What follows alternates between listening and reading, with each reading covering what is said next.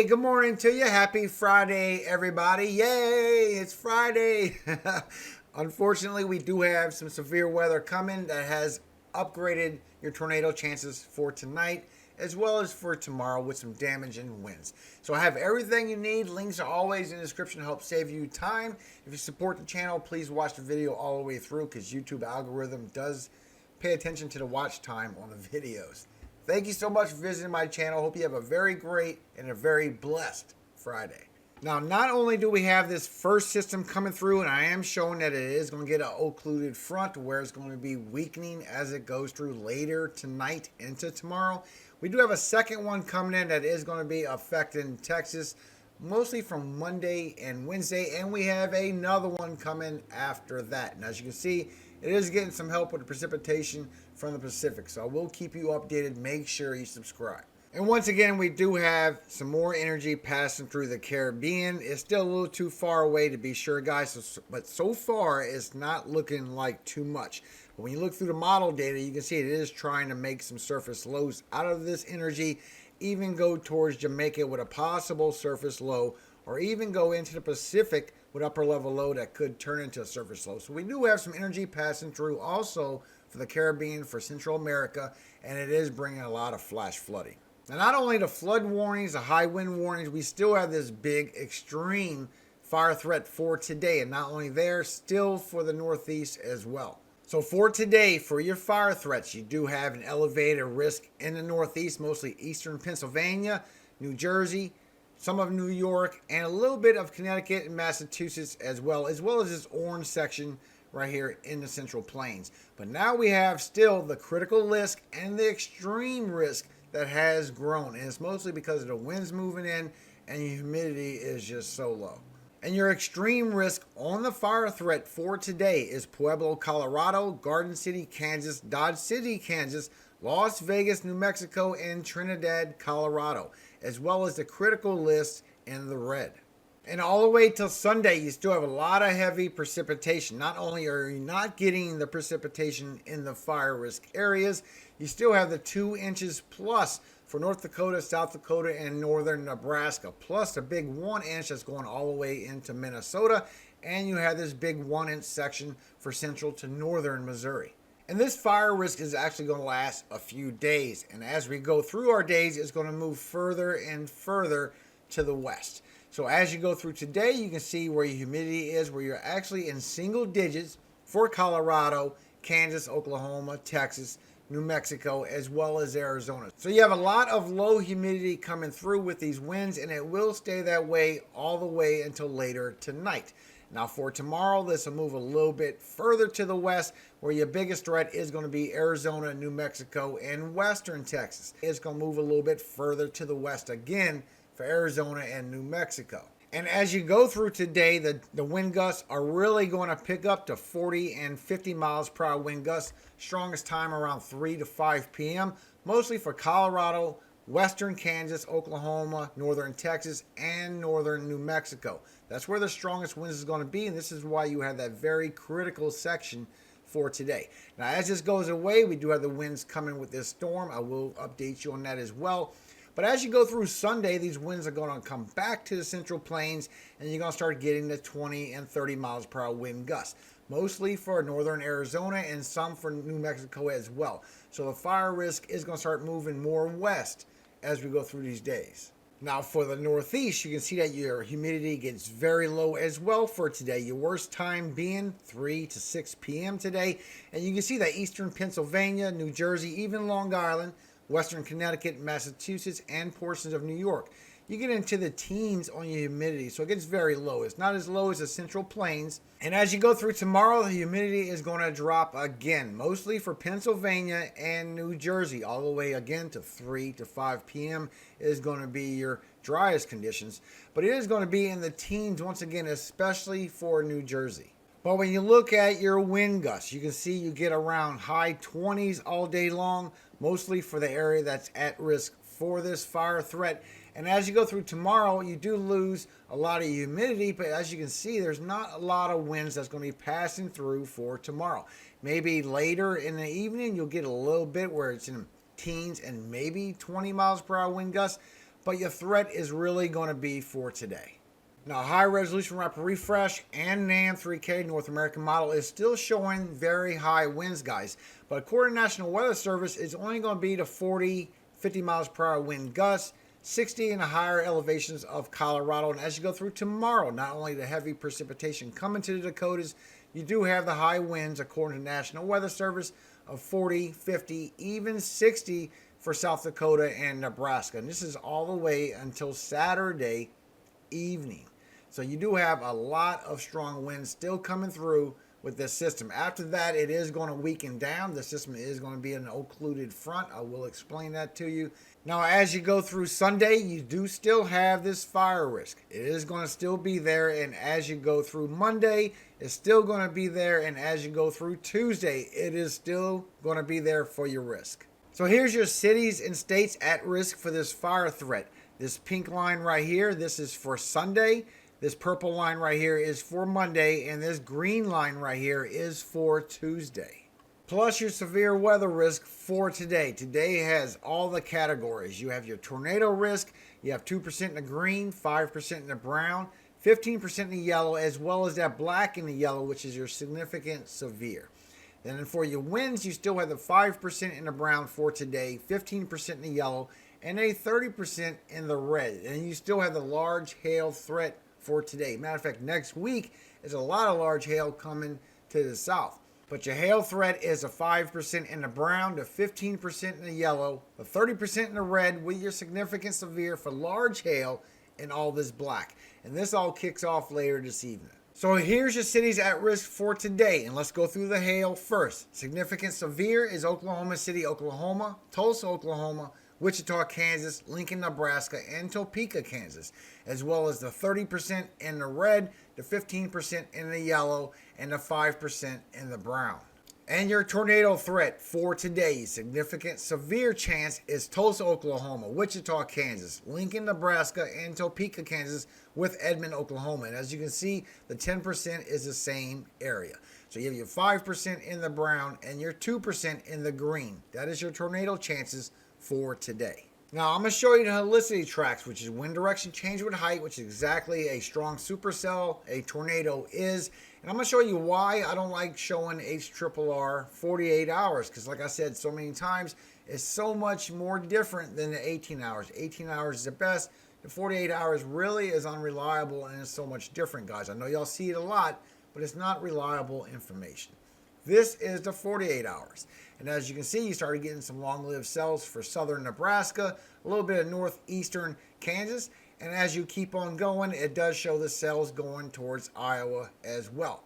But for comparison, this is the 18 hours. And when you look at the 18 hours of just the high resolution rapid refresh for 18 hours, look how much more different it is. So the 48 hours really can tell you what could be coming, but it's not as reliable as 18 hours. 18 hours is always the best. And so far, it has some very long-lived cells passing through northern Kansas. The ones up here are going to be some strong cells for Nebraska, but not as strong as the ones for north and northwestern Kansas. And after 5 p.m., that's when it really kicks off. That's when this dry line busts through. You're going to get a lot of hail as well. And you get some long-lived cells all night long for eastern Nebraska. So just be aware, all the way to 9 p.m. tonight is what we can see so far. Eastern Nebraska, I'm showing a lot of long-lived cells. Good chances for the tornadoes. So just be safe. Now, another thing you get is when you look at your tornado perimeters, you can see it gets really ripe for tornadoes, especially as you go from 7 o'clock, really 6 o'clock, all the way to 9 o'clock. And if you look at it, you will see that your moisture, your dew points, are very high at that time. But even though you got the dew points in there, even though you have your good chances for severe weather, and you go to look at your chances for tornadoes, it does show very strong chances from there all the way on. But even though it looks scary, if you look at your precipitation, you will see that there's not much precipitation in all those scary looking numbers. Now it does start to bust up once you get to 8 o'clock and on. Very scary looking front, winds blowing through. You can see the bowing out in it. But it looks like it really picks up once you get from 5 p.m. for northwestern Kansas, and this carries into Nebraska. And you can see also with your wind shear that is a big deal. You're getting a lot of shear on this storm as it's pushing through. But that's where it starts from. Northwestern Kansas, a little bit of central Nebraska, but it really pumps up as that front passes through. Nice little twirl right there. And as you can see, there is precipitation coming with that. So as you keep on going through with it, you can see there's a lot of shear on the storm all evening long, especially these cells that do pop up in front. And there is some cells coming in front of that. So I do see these storms being very dangerous, not only for central to eastern Nebraska, a little bit of northern Kansas as well, but I do see this going overnight into Iowa because it still has the shear on these cells as they pass through. And there is going to be some high winds. Now, it will be occluded later on, but as for this evening, it is going to be very strong, especially for Nebraska. I can't stress that enough. Now, for tomorrow, it will weaken down. I'll show you why. But you do have your tornado chance for tomorrow. You do have a wind chance. You do have the hail threat, but it's not the significant severe like today. So for tomorrow, your tornado chances, you have the green for the 2% and the brown for the 5%.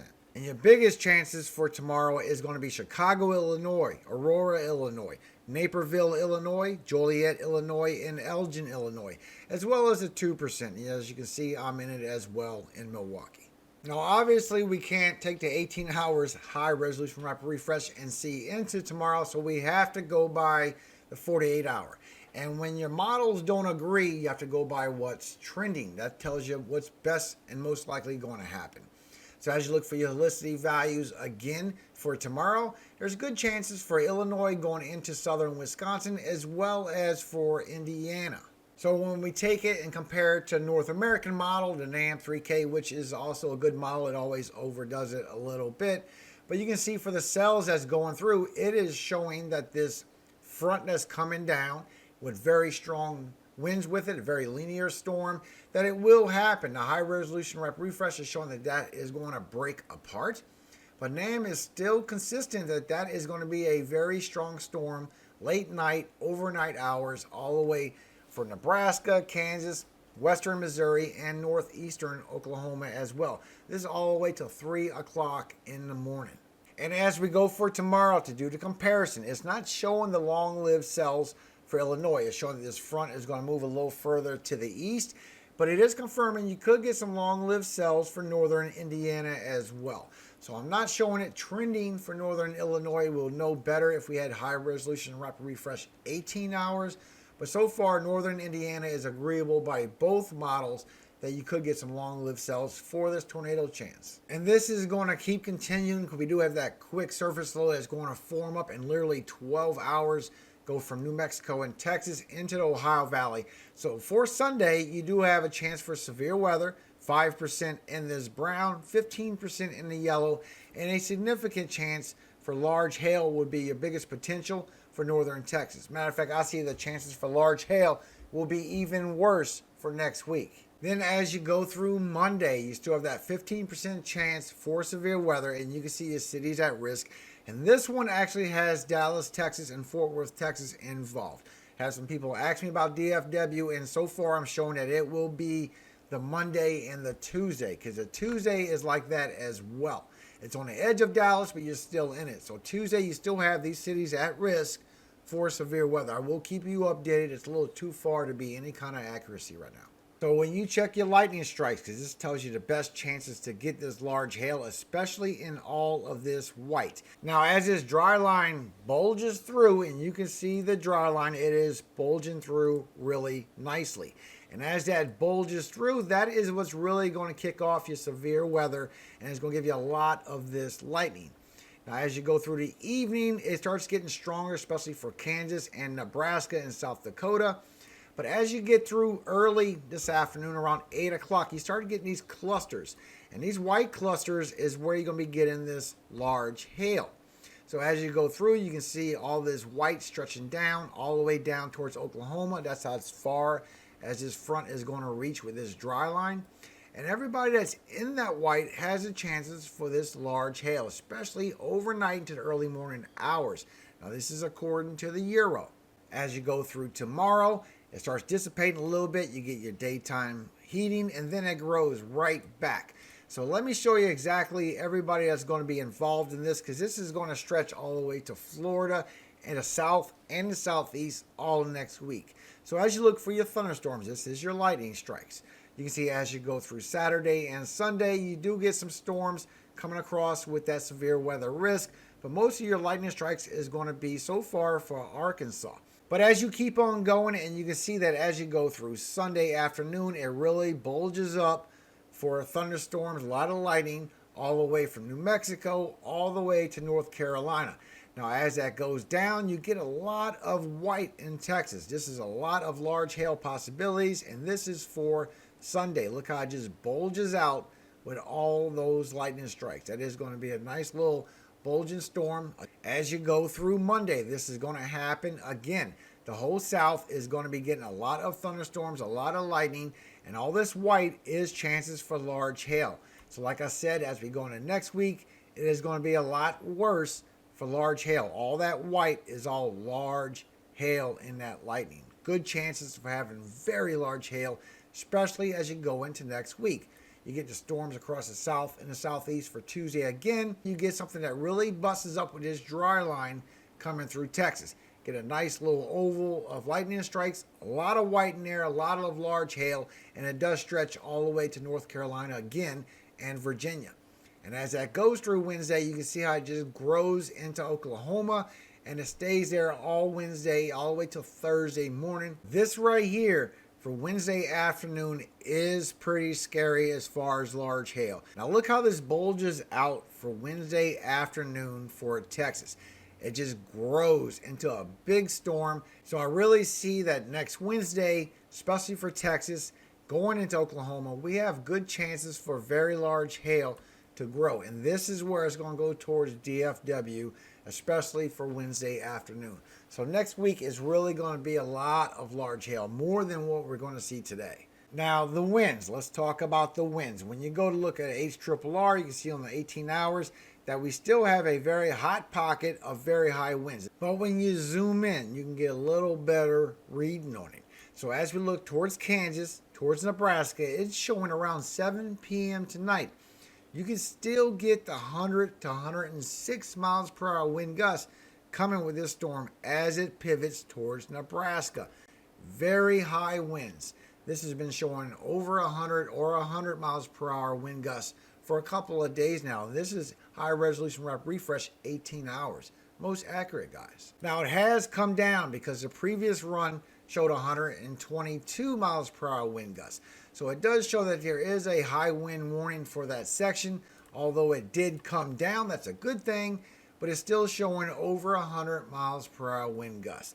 Now the latest run don't let us see as far, so we can't see what's going on, but the previous run, the 10Z, does show us that it will start becoming very high winds, over 100 miles per hour wind gusts still. So please be safe. This is 2 days in a row that high resolution refresh has seen this. Then as you go for tomorrow, it still brings 60 miles per hour wind gusts for Nebraska, a little bit of South Dakota, but it brings sporadic across Iowa, southeast Minnesota, northern Illinois, and across Wisconsin with 40 and 50 miles per hour wind gusts. That's because the system is going to be weakening down because it has an occluded front. Now, when you go to check the winds with the North American model, it is showing you're going to get some high winds. You get some 40s, some 50s, even 60s, and this is for the same area that HRRR did see. But as you look, you don't have the 100 miles per hour wind gusts. So NAM3K has come back on that. High resolution rapid refresh is still showing that. And the NAM is also showing that it could be a little bit stronger for Wisconsin. It could be 50 in pockets of 60 miles per hour wind gusts and even go into western Michigan as you go through Sunday. Now, when you look at the GFS model, it don't show all those high winds. That's why HRRR is the best model. It gives you the best high resolution. GFS and Euro is not a high resolution model, but it's not showing the strong winds for tomorrow as well. It's showing a little bit weaker. And this is what occluded mean, guys. As you're looking, you have your surface low, your sinking air, you have your warm front, you have your cold front. And as you go from noon to late this afternoon, you can see it really bulks up for a lot of severe weather chances. But as you go overnight into the early morning hours, you start getting your warm front away from the center of this cyclogenesis, and you actually get the cold front closer to the center of this storm. That is called occluded. That's an occluded front. That is a good sign of a weakening. So as we go from today to tomorrow, this system will be weakening as it goes towards Wisconsin, the upper Midwest. It will weaken down because the cold front will be closer towards the center than the warm front. And warm air rises, cold air sinks, and you need rising air for that storm to keep on getting strength. So it will be a occluded front later this afternoon, later tonight into the early morning hours for tomorrow. The cold front will weaken this storm down. It'll be closer to the center. Plus what's going on in the tropics. So we do have our potential velocity anomaly. Now we still have what's happening towards the Philippines, towards Taiwan, towards India. We still have those cyclones over there. But we have something coming around the 5th of May. But when you look at the euro on a potential velocity anomaly, which lets us know when we have some strong possibility cyclones coming, it is showing that we really going to pop off in the beginning of June. So it really is going to be right on time, if not a little early. We are going to have some strong systems coming. So make sure you subscribe. I will give you the earliest warning I can with the best outcome. Because some of these models can show you some scary things and it's not going to be the outcome.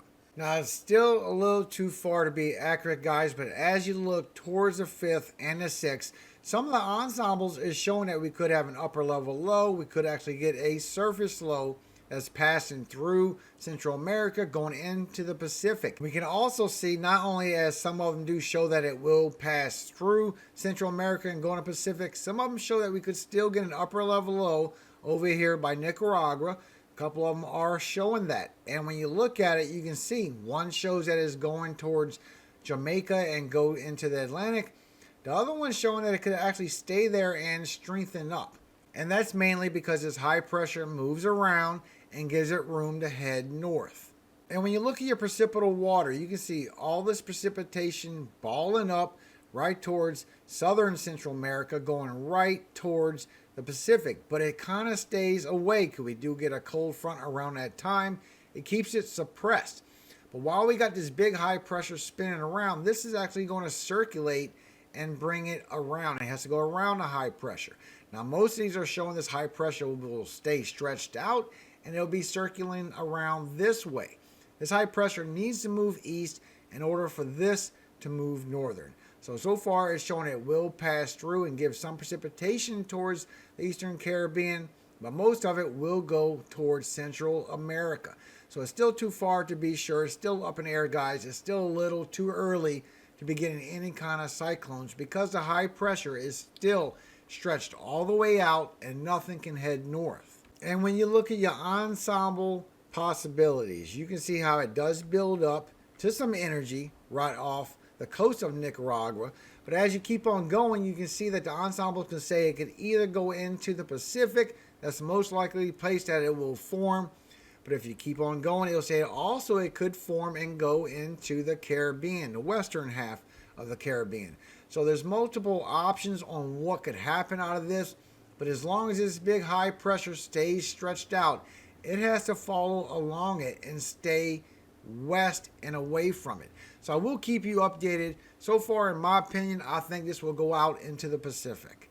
Because as you look at all the ensembles, and this one being your controlled member, this is your most likely what is going to happen. You can see how the high pressure stays nice and bulged out, and nothing can make its way northern into the Western Caribbean, Gulf of Mexico, or anywhere towards the U.S., guys. But it does show that as you get later towards the month, that it will become some kind of energy passing through the Pacific and go out into the Pacific. Now, I'm not saying that a cyclone will form into the Pacific, but that's where the energy is going to pass. And it's still a little too far away, but if it does bulge up somewhere around the Yucatan, it could pass through and go towards the southeast. Very upper level low, very weak system, but still we have possibilities already starting. And that is exactly what NOAA and the global tropics are seeing. Above average rainfall in all this green. This is all the way until the 3rd. And as you keep going all the way to the 10th, they see it going through Central America and going into the Pacific, above average rainfall. The only cyclones that we do have are still these three, multiple cyclones still forming. But I pray that God keeps you all safe, keep you all with power on, and no problems from the severe weather. It does look like it's going to be really rough. And if HRRR is right, some very bad winds. So if you're in a trailer, please have a place to go tonight, because if those winds come through, it will not take it. It will flip it over. You will have a lot of damage. God bless every single one of you and keep all of you safe. Let's praise our Father today. Amen. Psalm 30. I will extol thee, O Lord, for thou hast lifted me up and hast not made my foes to rejoice over me. O Lord my God, I cried unto thee, and thou hast healed me. O Lord, thou hast brought up my soul from the grave. Thou hast kept me alive, that I should not go down to the pit. Sing unto the Lord, O ye saints of his, and give thanks at the remembrance of his holiness. For his anger endureth but a moment, and his favor is life. Weeping may endure for a night, but joy cometh in the morning.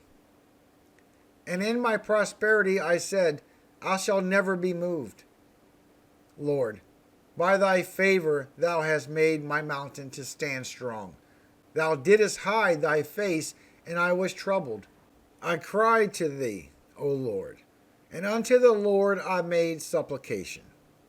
What profit is there in my blood when I go down to the pit? Shall the dust praise thee? Shall it declare thy truth? Hear, O Lord, and have mercy upon me. Lord, be thou my helper.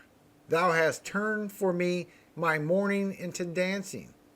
Thou hast put off my sackcloth and girded me with gladness, to the end that my glory may sing praise to thee, and not be silent. O Lord my God, I will give thanks unto thee forever. Amen.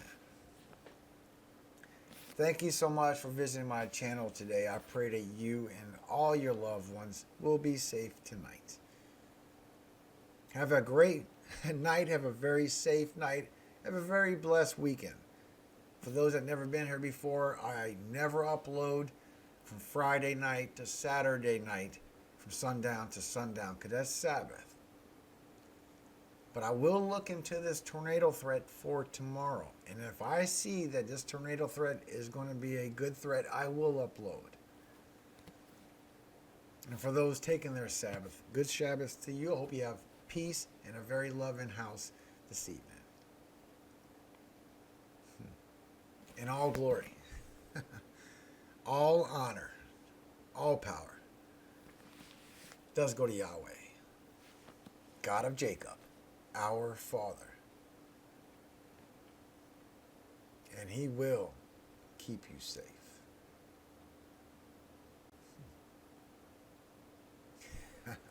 Amen. Hallelujah. Have a very blessed weekend. Have a great Friday night. And please be safe.